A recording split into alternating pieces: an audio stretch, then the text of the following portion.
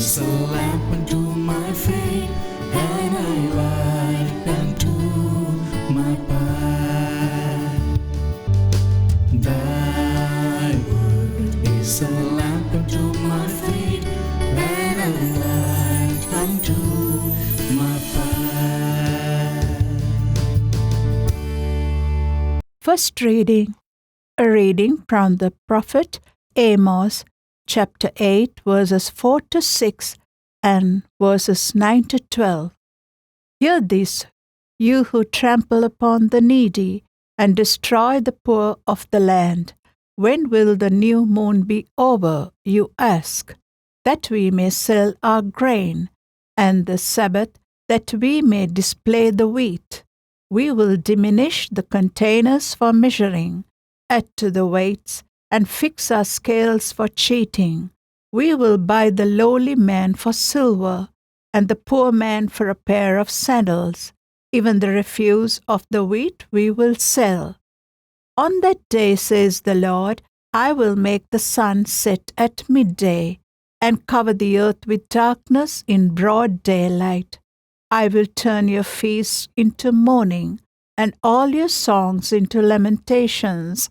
I will cover the loins of all with sackcloth, and make every head bald. I will make them mourn as for an only son, and bring their day to a bitter end. Yes, days are coming, says the Lord God, when I will send famine upon the land, not a famine of bread or thirst for water, but for hearing the word of the Lord.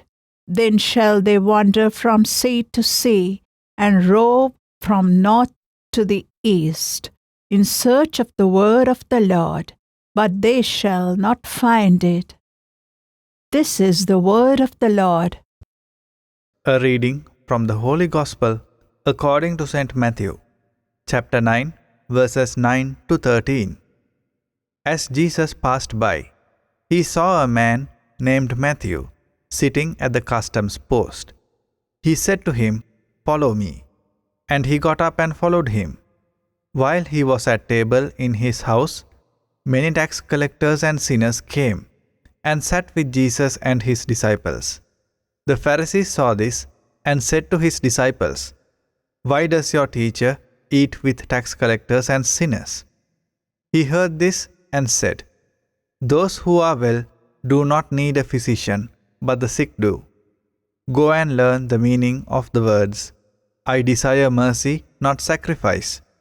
I did not come to call the righteous, but sinners." The Gospel of the Lord. In our lives, we come across the moments where we despise and we put down some people. We look down on them. At times, it is because of their nature. At times, it is because of their behavioral pattern. Or at times, it is because of their family background that would affect badly to our lives. So, in our society, we would find people, we would reckon them, we would brand them as thieves, as prostitutes, as he was in the prison for such a long time, he's a drug addict. And with such people, we do not have much connection, or we never have any dealing with such people. And we would rather instruct the ones around us, don't talk to them, don't have any relationship with them, right? Do not go near them. And even we would question why they would come to the church, why the priest is talking to them, why the priest is getting help from them, why the priest is walking around with them. They are bad people, we would rather say. They are people of downtrodden or down demeanor, sinful people.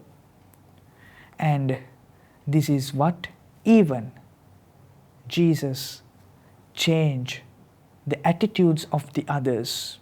Today, we come across the narration where Jesus summoned Matthew to be one of his disciples. And it is said in the narration, Even Jesus went to the house of Matthew and he began to dine with all the tax collectors and all the sinners, and they joined Jesus in Matthew's house. And other people would have a bad eye, would have a red eye on Jesus and would question them why Jesus is dined with them. They are such people.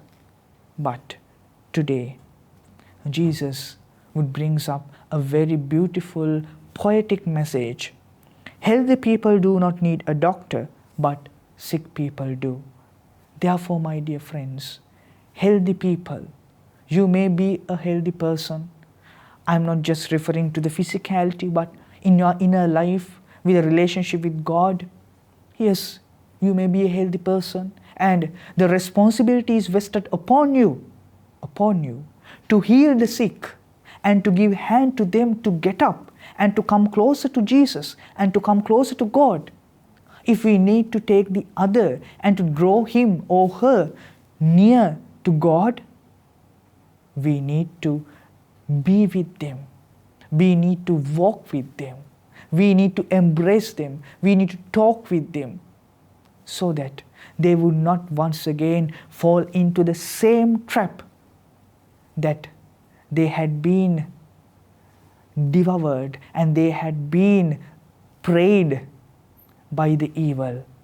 Therefore, let us try to lift the people up rather than putting them down.